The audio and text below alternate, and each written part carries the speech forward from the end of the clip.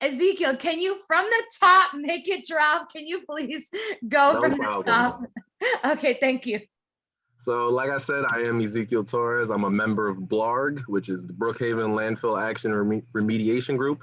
You can find our Facebook, Instagram, and our Zoom link on this slide here. Facebook, Brookhaven Landfill Action, Instagram, Landfill Action Group. We have plenty of resources and other like infographics that you can find. So go ahead and explore. There's a lot of information I've excluded from these slides that you will be able to find on some of our other social media pages. So yes, we are a group that was created in the immediate aftermath of George Floyd's murder. We recognize the link between environmental and racial injustices, and we seek to combat both through our community-directed volunteer work. Note our name. We take action against the town when they attempt to close out the community and engage in backroom deals that decide our fate. All the while, we seek remediation for the frontline residents and workers most directly impacted by the hazards posed by the landfill. We hold weekly Zoom meetings Fridays at 5 p.m. Feel free to join. And these range from like group strategizing to Q&As we have with some of the big waste management players on Long Island, including the Winter Brothers Corporation, who collects trash for the town of Brookhaven. We recently had the New York State DEC come on. So lots of important players that really forces them to engage with us in a direct conversation and answer for many of the failed decision policies that they've made over the near 50 years that this landfill has been in action. We can move on to the next slide.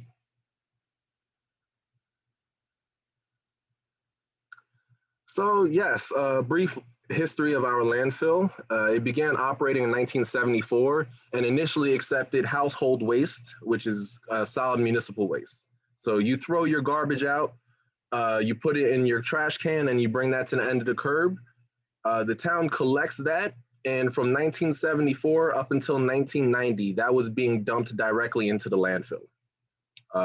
There was a lining that would attempt to protect the ground surrounding it from that hazardous material.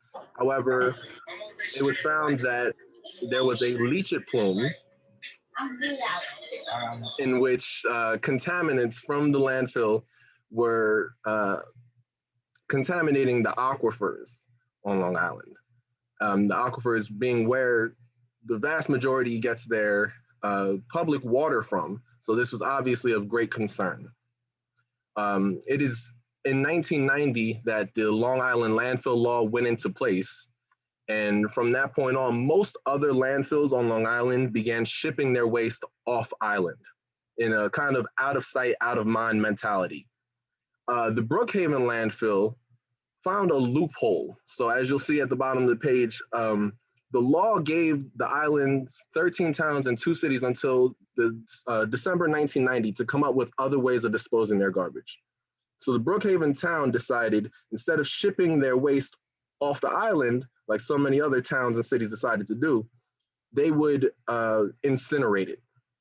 That incinerated ash, that comes as a product of burning your household waste, was then going to be dumped at the landfill. So it's kind of like a loophole, a way of extending the lifespan of this landfill in Brookhaven.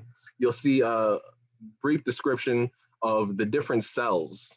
So initially cells 1 through 4 were accepting a solid municipal waste, and it's been expanded into cells 5 and 6, 6 being the one that is currently operated and is planned on closing in 2024.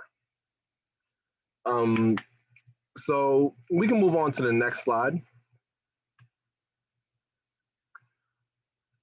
So aside from just the harmful effects that landfills can pose to your land aquifers for water consumption, the town of Brookhaven has the lowest life expectancy on Long Island, and specifically the immediate community of North Bellport has the lowest life expectancy of all of Long Island at only 73.2 years. That's vastly different from the 92.9 years that you may expect to live if you were out on Shelter Island. Now, this isn't only because of the landfill, as so this was a study conducted by the National Center for Health Statistics and reported on by Newsday. They recognize that education, income levels, all play a role into what your life expectancy is, but you cannot deny the role that landfill and waste management will have in impacting people's lives as well. So while all other communities began shipping their waste off Long Island, Brookhaven became a dumping ground for ash material. And now in 2024, when the landfill is projected to close, our town is proposing we adopt this 30-year-old tactic of shipping the waste out of sight and out of mind. Although composting and zero waste initiatives are feasible, they'll never become widespread without support from lawmakers to force private industry's hand. At this current point in time, the business models surrounding waste management on Long Island are extremely profitable. And because of that, it's a very large institution, it's powerful. There's not a lot that the individuals can do in order, you can recycle, you can attempt to cut down on your own waste, but without broad community-wide initiatives and really initiatives that are taken up by the entire county or Long Island in general, they can only go so far.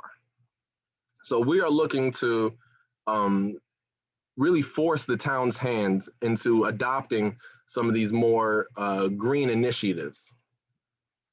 And we can move on to the next one. The links for most of this information are being provided on the slides. So if this is made available to everyone, you can simply just go on those links and explore. You can look at your own town's life expectancy and some of the factors that may impact whether or not your town is expected to live 73 years or 85 and above. Go ahead and click twice for me on this slide, please. This was a event we had at the photo in which this slide is depicting. An event we had last weekend showing community members out in Bellport the need for innovation and the need to adopt composting activities, something that you could do in your own backyard. If you give yourself the space and just the motivation and just to try these things out. So we know that solid waste facilities present numerous public health concerns. Solid waste facilities are disproportionately located in communities of color and low wealth. In the absence of action to promote environmental justice, the continued need for new facilities to manage our waste could exacerbate these environmental injustices. The Brookhaven landfill currently accepts about 1 million tons every year of construction waste, automobile fluff, and ash from incinerators like the Covanta Hempstead facility. Solid municipal waste and construction and demolition will be delivered by trucks onto a new rail transfer site, as this is our current proposal. When the landfill is shut down in 2024, we're now stuck. We no longer have this easy dumping mechanism in which we could put all of our waste. So we need to find a new way of adopting schemes to properly manage and dispose of our waste. Unfortunately, like I said before, we're stuck in this almost like delayed track of time. They extended the life of our landfill an extra 30 years past 1990, and now we're stuck in 1990 when it comes to our solutions moving forward. The Winter Brothers Corporation would like to provide a rail transfer site in which, instead of shipping the waste off island via trucks, we'll be using railroads. And yes, it's a more green initiative than using trucks. However, all it's really doing is pushing our waste production onto the backs of another unfortunate community elsewhere.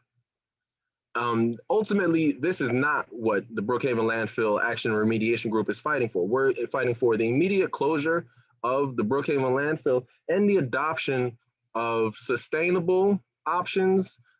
These can be composting, this can be just a reimagination of how our town manages the waste products that we produce. And ultimately, it cannot be done or it can't be forced in by just communities. You know, we need our lawmakers and we need private industry to join with us hand in hand if we're ever going to actually come up with a sustainable plan for managing not only what we buy and what we, the products that we use, but our own waste, all of these things, there is a natural solution for breaking it down. Nothing goes to waste in nature. However, landfills are extremely detrimental and they will continue to be, after a landfill closes, you still need to maintenance on it for at least another 30 to 40, 50 years. So you're talking about this is now an investment that must be maintained moving forward. And ultimately, we want to offer solutions to the town. There was recently a proposal made by the Oceanside Sierra Club discussing the possibility of turning their existing landfill into a solar energy field. Now, that was a community-based initiative.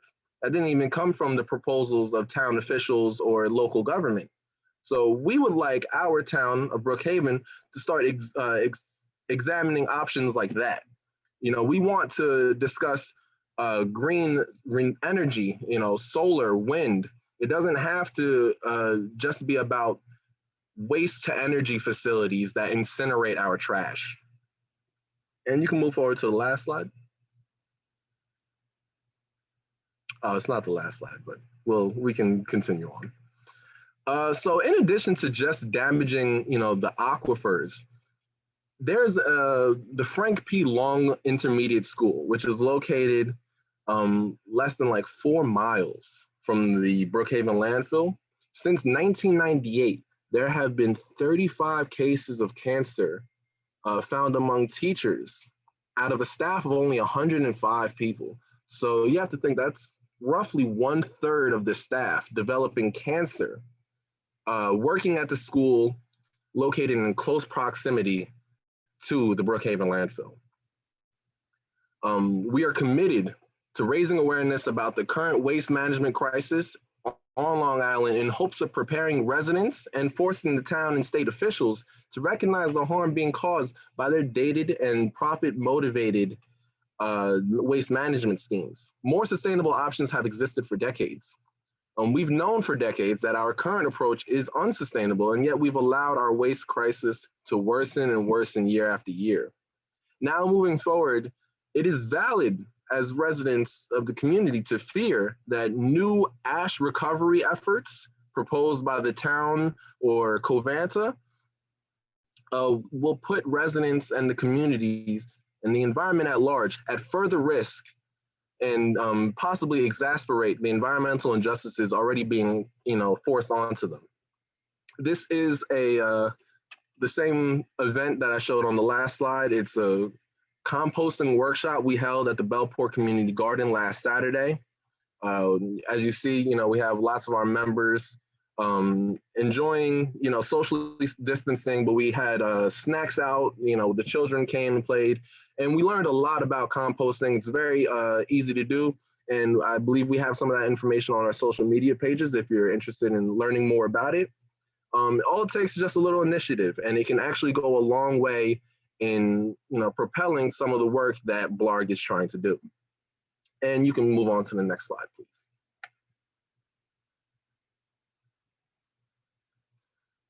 So, moving forward, the town of Brookhaven has really made it difficult. It's very unclear what we will do after the landfill is expected to close in 2024. Now, we say expected to close because it's been extended so many times and its lifespan has been extended and rejuvenated so many times. We're really not even sure that 2024 will be the closure date. So even if committed to that closure date, the proposed rail transfer site, as I stated before, merely pushes our waste onto the backs of another community somewhere else. And our motives here at BLARG are clear. We're going to continue to amplify the voices of community members who have been most directly impacted while demanding a seat at the decision-making table. We will advocate for zero waste initiatives and remedial ecological policies for communities most directly impacted. This is also why we have recently sought resources from the Global Alliance for Incinerator Alternatives, also known as Gaia, to discover international allies in our efforts to combat environmental injustice and the exploitation of low-income communities and communities of color. Some of our more recent initiatives, you may have seen, we have, if you live in the town of Brookhaven, if you look around communities, you may see yard signs. Closed means closed, talking to town officials and residents alike, trying to raise awareness about the Brookhaven landfill. We've also sent out about 2,000 postcards to residents in Brookhaven. These are informational postcards.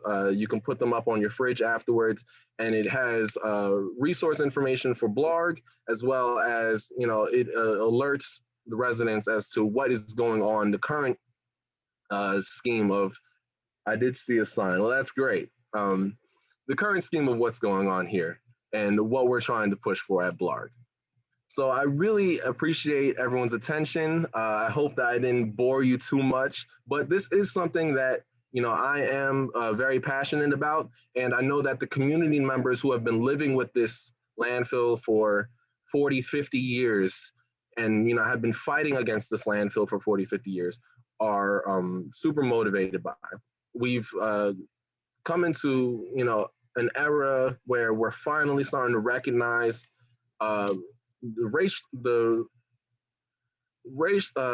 systemic racism that is inherent in some of our institutions that you would never imagine. Waste management being racist, but unfortunately in America, it comes down to the fact that if there's inequality and injustice, it's likely also tied to income and race. So BLARG moving forward is all about combating these things through just volunteer work. And that's why we would love if any of you would like to join us for a Friday evening, 5 p.m. Please come on, just find out, a little bit more about us. We're very welcoming. We always give time at the beginning of our meetings for new individuals to introduce themselves, and we'd love to have you. So with that being said, that's the end of my presentation. Amazing. Thank you, everyone. Give it up for Ezekiel. We're so proud of Ezekiel. Ezekiel's a Young Long Island for Justice member and has really shined this past year in fighting for all of the things that need to be fought for. Ezekiel, I just had a few questions sort of before we turned over. Oh, Jen has some comments. So before we turn it over to the audience, I just wanted to ask a few questions. So it's very clear that part of the decision-making table is going to happen at the town level, right? The town of Brookhaven. And so we just wanted to know, what has your experience been like interacting with the various levels of government? What officials have you been interacting with? And what are their responses to sort of your group's efforts to bring attention to what BLARG is fighting for? So the landfill in general has become almost like a talking point for elected officials. It's something that they can reference, they can point at it for the problems that it poses. And then once they get into office, they turn a blind eye to it.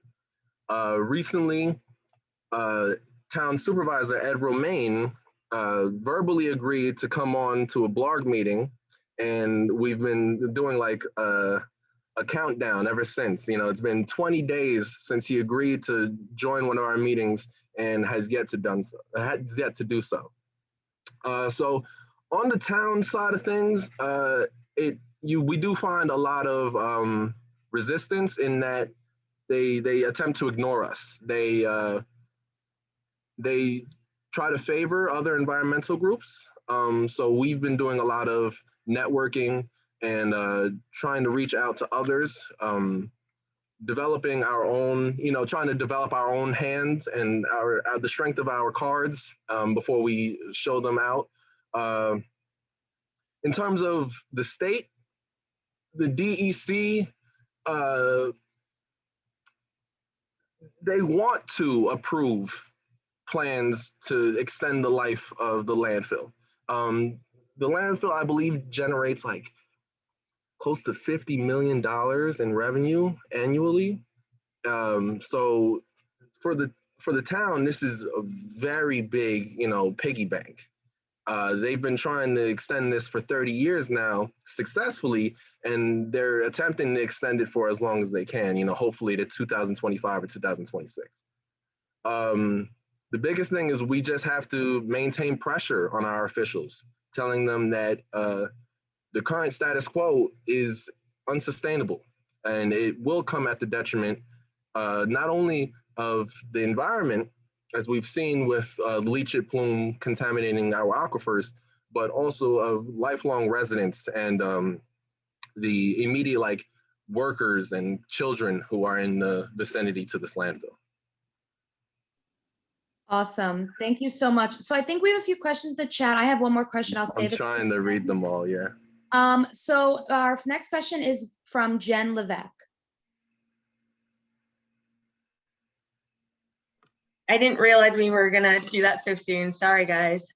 So Ezekiel, I have to say, kudos to you, okay? Kudos to you and all that you're doing with your group, because there needs to be a lot of attention on this. And I think that you guys are doing a great job at starting that.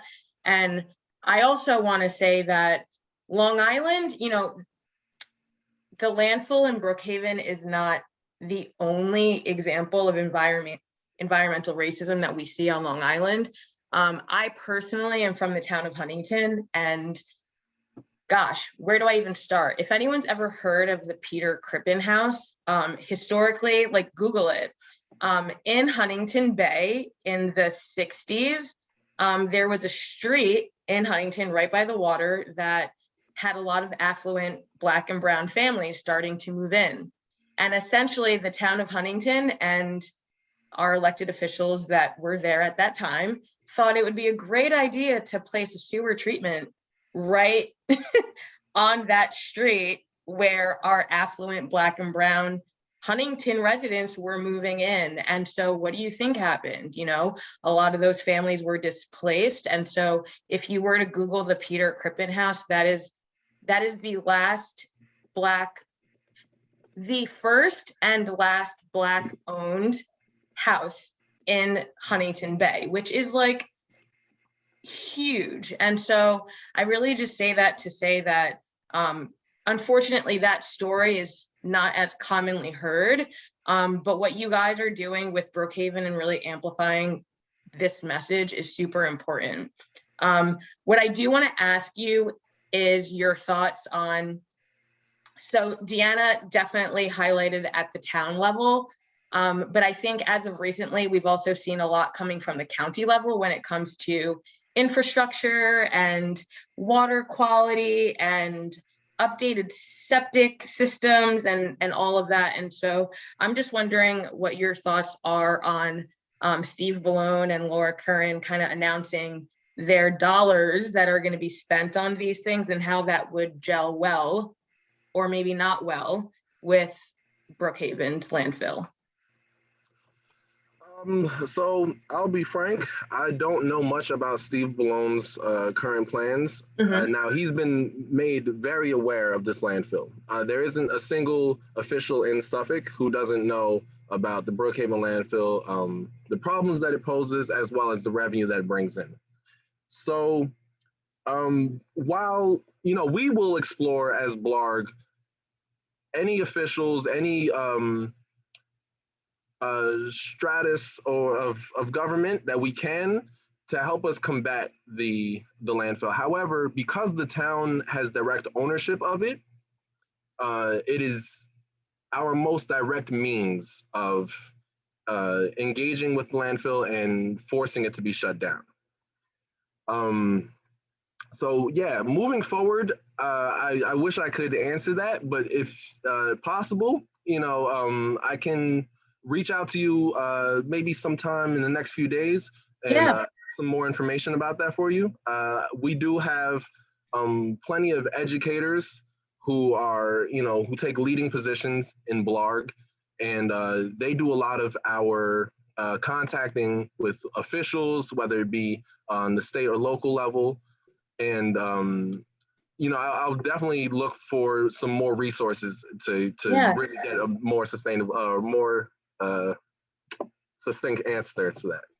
I absolutely think that um, in these rooms, in these virtual rooms where we get together and have these conversations, I think that that's exactly what we're supposed to be doing, like strategically planning. We spoke about the town level, but sometimes there's some sort of like loophole or somewhere where we could find a solution. And so I do realize that county officials do not have direct authority over the landfill in Brookhaven. But if the county can offer a long-term solution to Brookhaven's current issue, I think that that's still worthwhile a discussion. So that was my only comment. Yeah, I think you're totally right. And to that, I'll say, we have a special election for the county legislator seat. So, we have to pressure not only Kay Browning, who is the supposed Democratic nominee, but I believe Jim Mazzarella is the supposed Republican nominee. I believe there's also John Atkinson, who's attempting to challenge Kay Browning. So all these people we should, and I believe moving forward, BLARG will be contacting them, attempting to gauge their positions on the landfill. I know Kay Browning has a long history in Suffolk County, so we're interested in what she may have to say about what she would do moving forward. She's had many opportunities in the past to really help the community in combating the landfill, and frankly, she's failed to do so. So I totally hear you. If we're not finding headway with the town, we got to explore other options. That's why we look at the county level. That's why we look at the state level. And I really appreciate it. So yeah, that's exactly what we're trying to do. Thank you so much for that question, Jen. I could be wrong, but I think Steve Ballone last year reallocated the money that was supposed to be spent on giving Suffolk County sewers to give police officers pay raises. I could be wrong. Girl, we're not even going to talk about that because I think that's exactly what happened. I could be wrong, but it's like a ballot question. I wouldn't be surprised. Okay. I think Miles, the wonderful Miles. Thank you, Jen, so much for that question. Also for that history, Jonathan dropped in the chat a few links. So please read up on the Peter Krippenhaus and the history of African-American town of Huntington residents. Miles? Hi, thank you, Ezekiel, for your presentation. It was so informative. I put it in the chat and I was trying to hype you up in the chat. Jennifer had my first question about the county's response to the Brookhaven landfill and its terminology around their recent infatuation with infrastructure and how that's all going. But you generally answered that question. Thank you so much. My second question was about calls to action. Like I know you spoke a little bit about on the presentation composting, and I was in the chat a little bit. Is there something that you're telling your BLARG membership or other organizations that you're partnering with, what they can do in response to the landfill, what they can do to counteract, if they can make a big enough impact to counteract the progress of the Brookhaven landfill? And of course, that all comes with putting pressure on our elected officials. But if there's anything that regular members that maybe are hearing about BLARG for the first time can do, is it something easy? Is it something hard? What's that like? So I'll say that a lot of what was impressed upon us, especially with the composting activity, but in general, when we're talking about, reducing, reusing, and recycling, is it's all about the individual. It's about what you can manage. Ideally, you would never buy single-use plastics. Ideally, all of your waste would be composted. You would have all the resources to do that, and it wouldn't be at your expense. It would be easy for you to figure out. However, we live in a world where it's not made readily available to you. Maybe you don't have the space within your property to properly compost. So simple things that you can do is try to be mindful when spending. Try to stay away from single-use plastics. I know, so I used to work at um, the ice cream cottage on Montauk Highway. Oftentimes, when you get your paper cup that they put your ice cream in, they'll ask you, would you like a lid? Now, it's a paper cup, which is biodegradable, but that lid is plastic. If you ask for the lid, or, rather, if you turn down that lid, now, you're reducing some of the consumption of plastics that you have on your own. In addition to that, try to be mindful, reuse different materials around your house. So it's all on a very individual level. You have to try to mind your purchases, what you're throwing away, whether or not these things can be reused once, twice, 4 times over. Maybe instead of bringing a plastic water bottle with you to work, you invest in a metal one, and you continue to reuse that day in and day out. So even though it seems like a very daunting task, and sometimes it can impose some financial expenses on your own, on your person. I think in the long term, it's going to help advance the conversations that we're having about real alternatives and solutions that we can take as individuals and on the community level for manufacturing, production, and our consumption as individuals. Thank you so much. I was literally writing that all down in my notes. I will look forward to seeing more tips in the follow-up email. Thank you, Ezekiel. Sure. Thank you so much, Miles. I just wanted to pause and just comment on sort of the dialogue that we're having. It's really important to, and as best as you can, be conscious about the individual decisions you're making. It is the thing that is really going to save us is like structural changes. And I think Rachel was talking in the chat about the Green New Deal. And so I feel like sometimes we're in a system, right, a for-profit, a profit-driven system, that there's a profit motive for these single-use plastics and whatnot. And then the system, instead of changing, puts the onus on the individual, when really, we can all have all the metal water bottles in the world, and it's not going to fundamentally change the conditions under which our choices are made. And so let's focus on also getting, building a movement for a Green New Deal and for real investments in our infrastructure, including waste management and more eco-friendly alternatives that do not put the burden on communities of color. Yes, Erin. I actually have an own personal comparison. And Ezekiel, before I tell my little story, I want to make sure, do you have a question also with your hand up? No, I wanted to piggyback off of kind of that history of what you had some. I'll add my little story next. Go you. So, you really nailed it on the head with that. It's actually cheaper for manufacturers to produce new plastics than to recycle the already existing ones. So, Coca-Cola produces how many 2 liters and little 6-packs of plastics every single day. It is easier for them, and it's it creates more profits for them to simply keep producing more and more plastics rather than accepting the recycled ones and turning those into future products. Back in the 1950s, you used to have glass bottles. Those were, you know, those were thrown away basically, and the plastics model was adopted. And in doing so, these big companies like the Dixie Cup Corporation, Coca-Cola, any of these huge manufacturers on the national level and international level, they began a media push called Keep America Beautiful campaign. And that was essentially to brainwash the people into thinking that it is the individual litter bugs that cause these problems.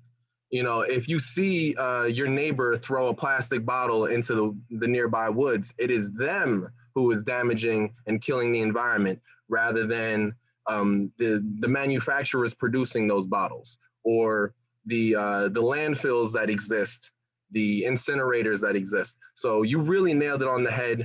Individual changes can only go so far, though they are super important, and structural change really imposed by the government onto private industry is the only way that we can really, you know, start to see some improvement in these issues that we're talking about. So thank you, Aaron, for letting me say that. No, you're good. I also feel like very similar to what you said is kind of what I'm going with in my story. Mine's just a little bit of a personal anecdote to share briefly. So for context, I used to work for Peace Corps. I do not speak highly of it. If any of you want to talk about Peace Corps, I will happily talk to you about it one-on-one. I don't support Peace Corps and what they do, but I was a part of it, and I did recognize some of the things I did while there. And one of the stories that I remember like learning early on where I'm like, what am I doing here? Because exactly as Ezekiel and Deanna are saying, I was in Malawi, which is in Southeast Africa. I was in a country which is the 1 or 2 poorest countries in the world globally by GDP. And I was there, and some of the people I were with were environmental volunteers. And they were told to go to areas and tell people to stop chopping down trees for firewood to cook, and instead take extra time out of their day to make a specific product to cook their food. And I remember thinking, like, we're telling the people who have the most limited resources to limit their resources even more, because the country I'm coming from, where has all these huge corporations, are the one that's polluting their land and is destroying their environment first. The area I was in is going through desertification. I think that's the right word. It's becoming a desert because of the huge impact of climate change. And so even with the personal impact that we could do, the people who are most impacted are those with the most limited of resources. And if you think about it, there's a lot of positions where people who are already low income, who are already from the land that you're at, who are resourceful. The people with the land know how to use their land. Whenever people are talking about land back, when we're talking about people of the Americas, like, they're the people who were there first. Do you not think they know how to take care of their land? And then you're over here saying that, like, oh, I who work for this big nonprofit, this government organization of Peace Corps, I know better than you. And the government's putting money into me to make those decisions. No, we're all being tricked.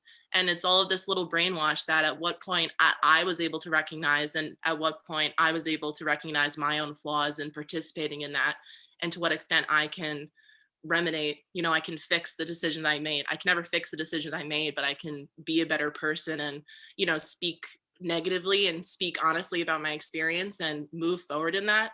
And that's kind of like what we're all doing here in a way. We're all trying to recognize whatever we were taught, like ExxonMobil caused the huge oil spill in the Gulf of Mexico, and then their logo turned green. Like they have the money to market themselves as better than they are, but we don't have the time to process this propaganda that's being put towards us. So I know it's a little repetitive than what we're all kind of saying, but I just wanted to add my own personal story about that. I feel like Dan's ready to talk. That's amazing for so many reasons. And to Aaron's point, right? Propaganda, by another word, is sometimes called education. And I think this is a really good point right now. Just we don't want to be sure to mention this. There are school board elections coming up. Young Long Island for Justice moving forward is going to be very, very, very focused on school districts and school board elections. In some districts, it is May 18th. In some districts, it is May 11th. And they vary. We wish that the LI Voters website would be totally up to date. It is not. Hopefully in upcoming years, it will be. But please look into your local school board elections, the polling sites. They're not always advertised. The candidates, I know currently in Rockville Center, there are some highly problematic candidates using very racially coded terms. And so a lot of what we are fighting against, or what we try here in terms of to, provide a sort of alternative narrative here to the mainstream predominant white supremacist education that we're given on Long Island, is we are trying to all elevate our consciousness by learning, a real people's history of Long Island, the United States, and learning that these things that they don't teach you in schools. So just be sure to look out for that. And also hopefully some of you will run for school board in near years. I know we're going to move on to the mental health portion, but really quickly, one last question. Well, does anyone else have anything else that they'd like to sort of comment? I don't bite, guys, so feel free. We want to thank some new faces here. Rachel, thank you so much for coming. Ezekiel, a last question we would have is this: we really are so grateful for what BLARG is doing, because it's a very powerful local community-based organization. So could you please, and we're more Long Island generally based, could you please touch upon your experience as someone who is in college right now, right, but attending Zoom University in a way, so you've been able to be home more than you usually would. Could you comment on the experience being a college student and getting involved in local community organizing, how this has impacted your relationship with Long Island, your neighbors, your relationship with your neighbors, and sort of what's been some of the most meaningful or rewarding aspects of doing this local community organizing? Wow, that's a very thoughtful question.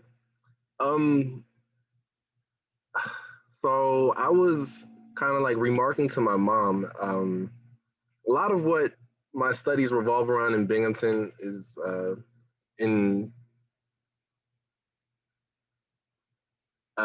progress for my human rights degree, right? So I would like to think that I've become more of a humanitarian throughout my time in college.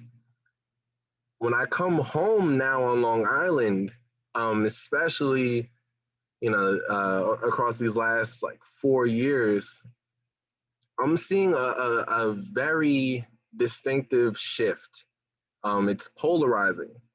I now see more and more people driving around with bumper stickers for, back the blue.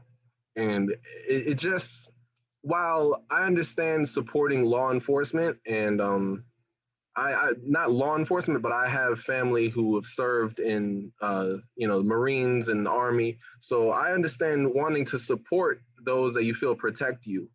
A lot of my interactions with neighbors, unfortunately, has gotten worse.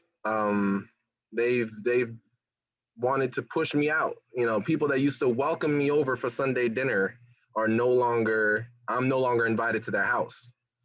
And yet I've met lots of new people, very welcoming and inviting people who want nothing but to support, me, want to support communities of color and low-income communities that are, that have been historically marginalized. So it's very tricky. There's an upside and there's a downside, and you really just have to try to, take the best of it. block out the haters and,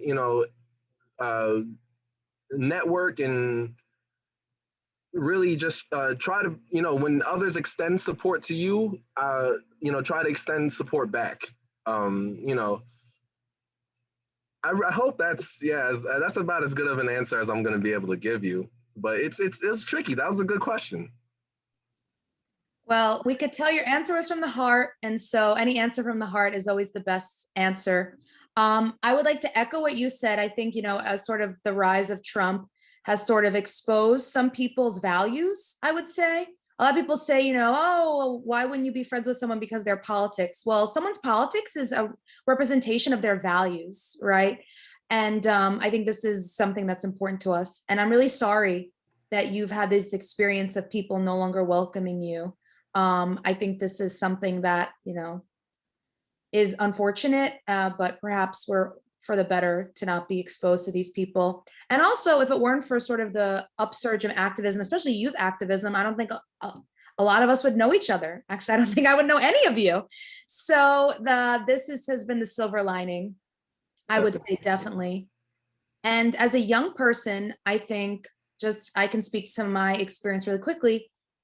Doing this activism, community activism, has also helped me heal some of my relationship with Long Island. Growing up here wasn't always the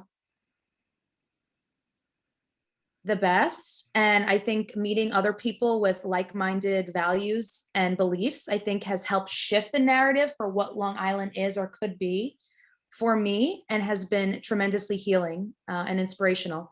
And you've been part of that, Ezekiel. So thank you so much. We thank you so much for Thank you guys. and for all the work you do. You're fantastic. And we're so proud of you. So keep it up. And with that, I think I will stop the recording and we can, right? Is that good, Aaron and crew? Yeah. And